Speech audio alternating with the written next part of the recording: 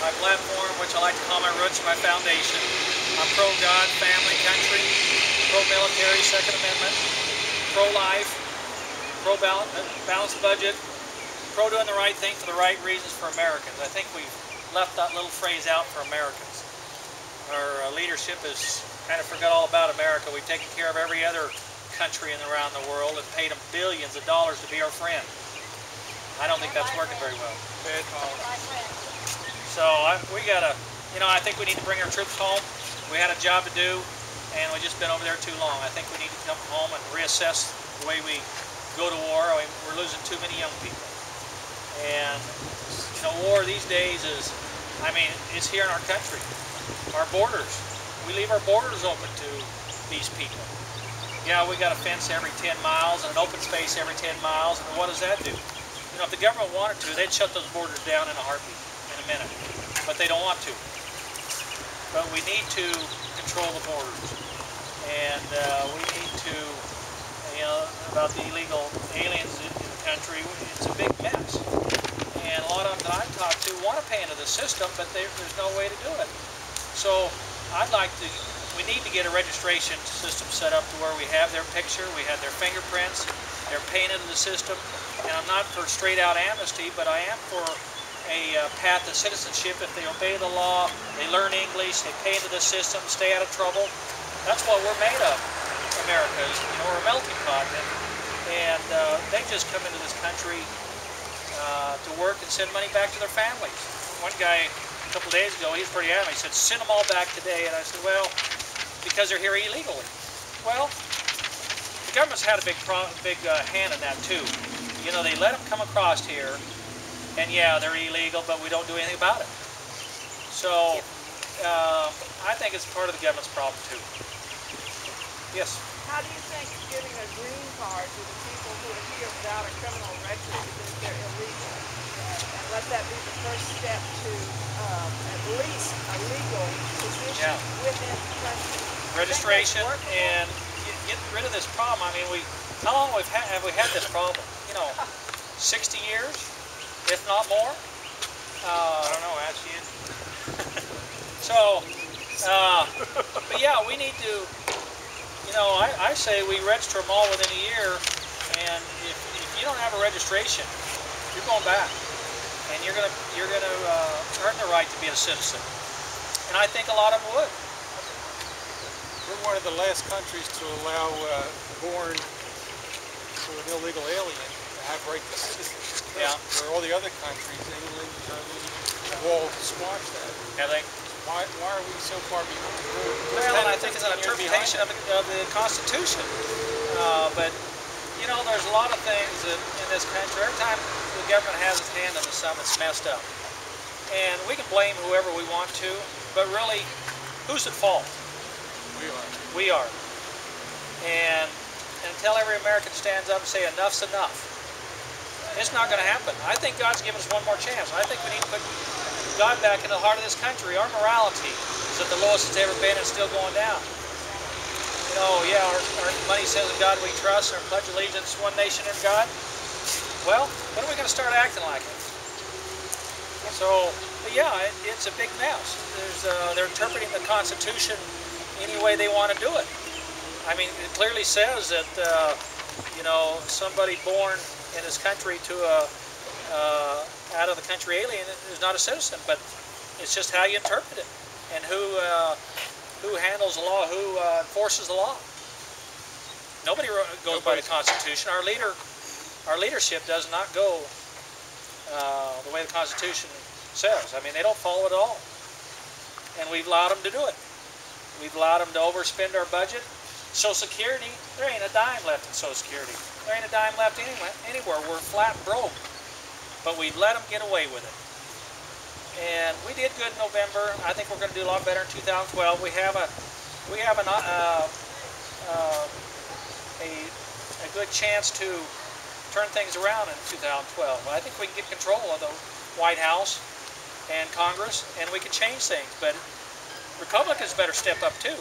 There's no plan out there of any Republican of let's do this, let's do this. All I get in the mail is give me money, give me money, give me money.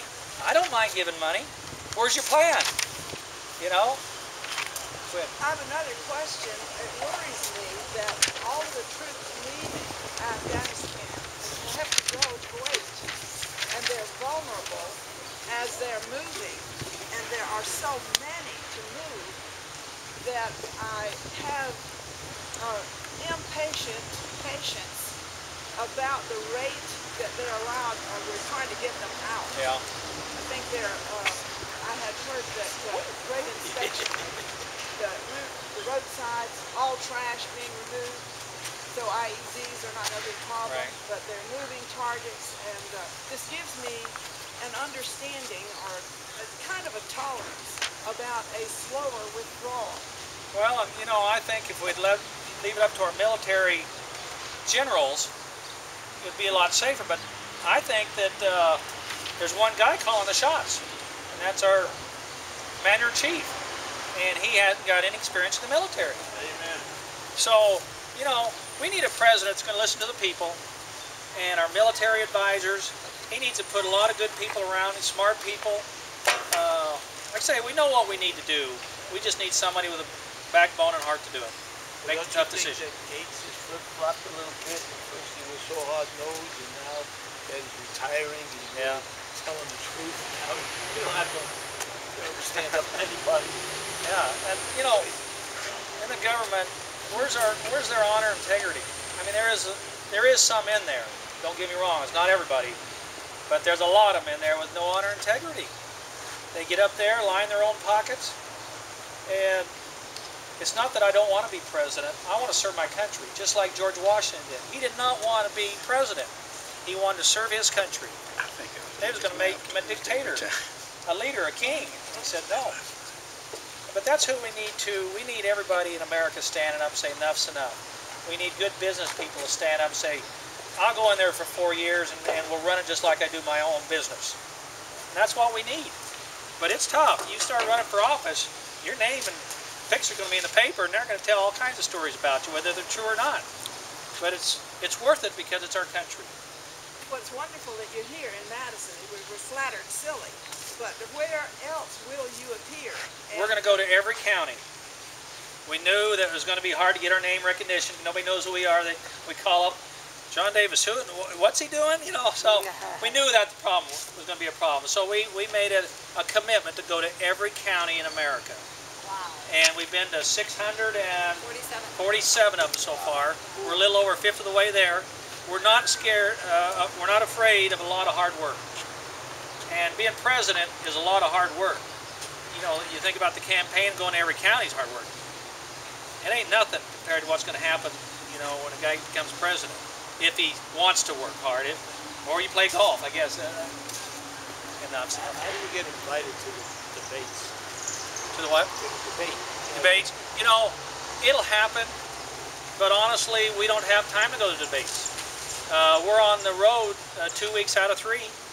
We, like I say, we go out 2 weeks, go back home, see the grandkids every week, every third week, and be with them. Yeah, but it's going to be tough. But the debate, you hit a lot of millions. Oh, absolutely, but we haven't been invited yet. So we might have to go out and go to another 1,000 counties just to show them that we work hard, and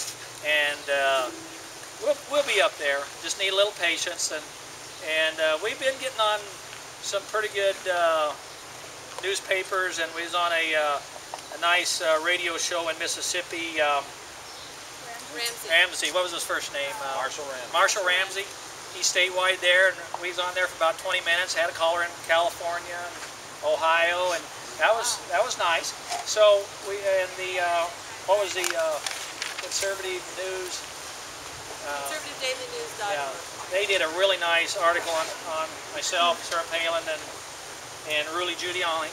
And so it's a grassroots movement, and it's just a little bit by little bit. Yeah, I'd like to get up there on top real quick, but patience, and so it's working. It really is. And yes, sir. Can I comment that with the election of 1944, and specifically with the swearing in of Roosevelt for his 4th term, he died within a month of taking office. He met with his vice presidential candidate, the man, Harry Truman, 3 times. Yeah. between the election and the time that he actually took office and sworn in as president.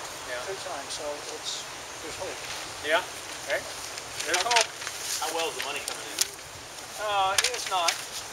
You know, we've raised about 13,000, but we haven't done any fundraising.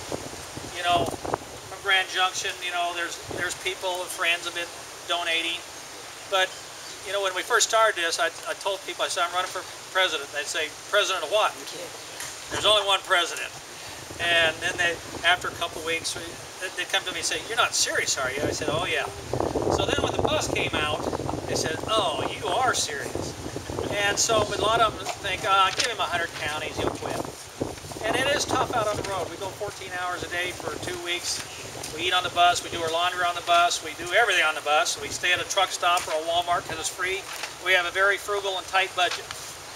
But now people, when we go out there and talk to people, say, oh, we're going to go to every county. Oh, that's nice. We've been to a little over 640 of them. Their jobs said, okay, you are serious. So now we're getting to the point where they have to take us serious. And same way in the Grand Junction. We'll be doing some fundraisers this summer. But once we get on the news, on Fox News, on Hannity, a few of those places, it'll start. Just got to be a little patient, but so far we're funding our own campaign. And it's tough. I'm a house builder and a developer. You know how good that business is right now. We've plenty of time to do this then. well, we've actually done quite well. We've lost 80% of our builders in town. Our new permits are down 85%. We'll do, but you know, I do understand business. And we found ourselves $18 million in debt 3 years ago when the economy started going down, because in Grand Junction it took me 4 years from when I bought a piece of property to when I was ready for a building permit to get it ready. 4 years. Yeah. So anything I bought here, I almost doubled the price with interest. And so I always had to have, you know, 4 years worth of inventory. And when the economy went down, well, I got all this land I can't do nothing with. I can't even give it away. So we had to change the way we did business. We had to change our product, our price, everything. And by God's grace, I think we're going to be really close to being debt-free in a couple of years. But I had to change every day, every week, every month. I've been on the phone today, dropped the prices again. You know, when my product stops selling, there's only one problem, and that's the price. But the foreclosures are really hitting us hard. You know, they're throwing all these foreclosures on there, but I got to compete. I can't just stop and say, like a lot of my buddies that said, hey, I can't come down. My houses are worth every bit of that. You're out of business if you don't drop the price. So I do know business. Do you see any problem with the Federal Reserve System in regards to causing this? You know, that's one thing that I think a lot of people don't know anything about is the Federal Reserve. I'm not sure if a lot of people even know who runs it, how it's run. But yeah, I believe they're one of the biggest problems, printing all that money. I think they either need to get rid of the printing press or give us one. Yeah. But that is a big problem, and we need to get that under control. But just like everything, the EPA, the NEA, everything, every time we turn around, the government's got their hand in our pocket with fees and regulations, and we need to balance the budget. We need to get free enterprise going again. We need to untie their hands, get government off their backs. They will bring this economy back around. They'll start jobs. One of the biggest things we export is jobs and money. And I'll guarantee you we're running out of both of them real quick. We need to do something different. And I think we need to change the IRS tax code. We can tax all the rich all we want to. We can raise them to 150%. But they got so many loopholes, they laugh at us. So we need a fair tax. We need to do something. I've been reading on fair tax. I'm not totally convinced with what's coming out, but I'm about 95% convinced that's the best way to go. We need an import tax. I'm for free enterprise all the way. Government needs to stay out of things. But it's going to be tough when a manufacturing firm goes overseas, hires someone for $3 an hour, no EPA, no government regulation, very little income tax, and then they come back over here and sell it to Americans. That's good for a little while, but what happens when we run out of money? So, free enterprise. It's got to be. Why is big Obama stepping in with Boeing wanting to go to South Carolina? I mean, they're not going to close down any of Washington, D.C. and no firing people or laying them off. Want to have a whole new ball game, build a building which makes jobs, then build the airplanes, and he's sitting there. You know, Crazy. I don't have an answer for that one. Yes. I just wanted to ask, there doesn't seem to be any faith nationally that insurance companies would compete, health insurance companies would compete on a private, enterprise basis so that costs of insurance would be affordable. And I'm puzzled about that nobody has faith that the private enterprise system would work for health insurance. Is it any better in your state? Not really, you know, but it's the only way it's going to happen is free enterprise. You know, I think we need to have tort reform. You know, we need a few regulations. We can't get rid of the government. Well, we can't get rid of the government. They are good, but a little common sense. My insurance for my liability on my building insurance, I dropped it about 5 years ago because it was $300,000 a year. I couldn't afford it.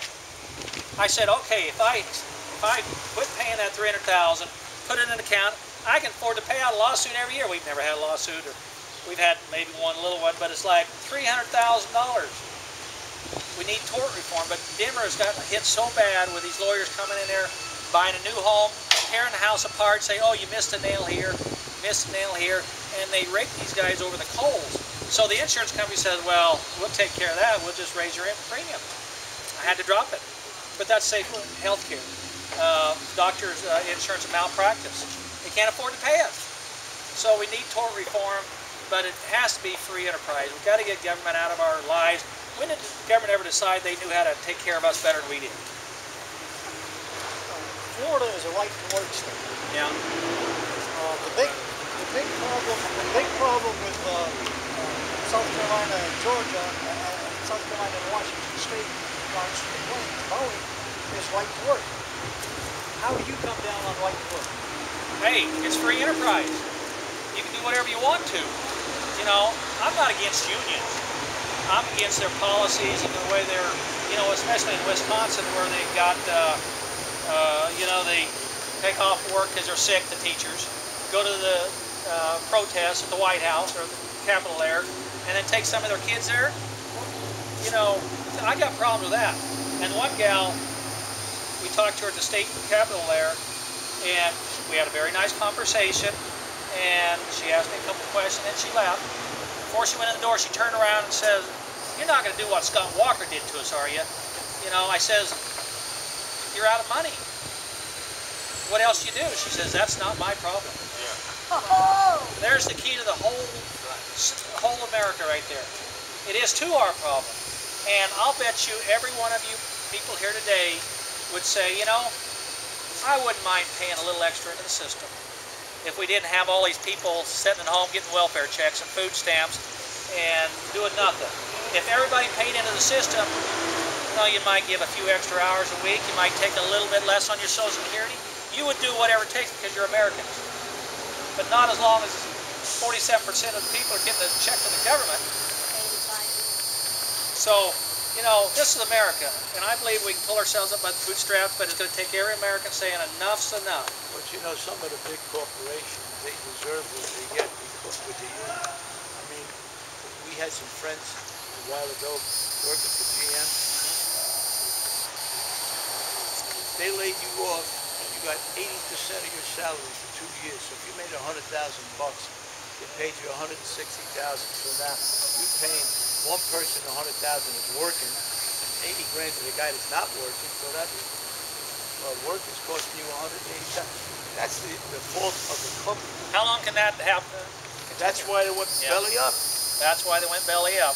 And the force of the union helped it. But it's got to be get back to free enterprise, and it's just like our government, Congress. What is it? If they're in there for 4 years, they get like 40% of their pay for the rest of their lives? Is that not the same thing? Yes. You know who let them do it? Us. You know, guys, it's going to hurt. Out. If we turn this country around, it's going to hurt big time. You got to go to term limits. I don't know why they don't do it. But we have term limits. We can vote the guys out, but we won't do it. Yeah, but it don't work. I know. Don't you think that this health bill that we have, the Obamacare bill, is half the problem in this country? Yeah. I mean, they've got so much stuff hidden in the bills. It's not about health care. It's not about healthcare. I was just reading today to talk about any house you sell after this year, it's got a 3.5% sales tax on it. 3.5%. So you got a $400,000 house to sell, and it's going to cost you $16,000, $17,000 tax before you pay the real one. We're going down the toilet real quick. Where do you stand on the Department of Education? You know, I believe, who knows how to take how to take care of your kids and you guys in this community? You know, why does the government come in, take $1 out of your pocket, go to Washington, hire these experts, come back and say, okay, here's 50 cents, 60 cents, and you do it this way? We got to say no. We got to, and the EPA, and there's thousands of them. But you guys, we need to give the rights back to the states and the communities. You guys need to take your communities back. But absolutely, they don't do us. Our kids in the world ranking, what are they, 12th, 18th on some subjects? And the NEA is the largest educational association in the world. Gets the most money, and we're almost last as far as I'm concerned. So the next president is not going to be well liked, but it's going to be well needed. And but I think God's given us one more chance to turn this country around, and we better take it. We're going to be going in a few minutes. That scripture on the back of my bus there, my people who are called by my name will humble themselves and pray and seek my face, turn from their wicked ways, condition. I will hear from heaven and heal their land. Promise. A lot of people are praying. A lot of people. That's what we ask people to do, pray for us. But even in prayer, there's a time to get off your knees and go into battle. You know, you start the day off with prayer. And then you get up and you go do your work, you go do your fighting and everything like that. But today, we asked for 3 things. Number 1 is pray for us, because it's tough out there on the campaign trail. We need you to sign up. We've got a couple people here with sign-up sheets. We'll need people passing around petitions. That's the way we're going to get on the ballot. It'll be for a short time, and it won't happen for quite a few months. And then we ask people to help us financially, because it takes a lot of money. We're not independently wealthy. We go month to month, and we're very frugal with our money. And we're very frugal with our time. One guy, two shops ago, he said, man, if you just run the White House of the country like you do your time schedule, he said, I timed it. You came in right on the minute there. And so, but anyhow, thanks for coming out, folks. Man, this is great. It really is. Thanks for the hospitality.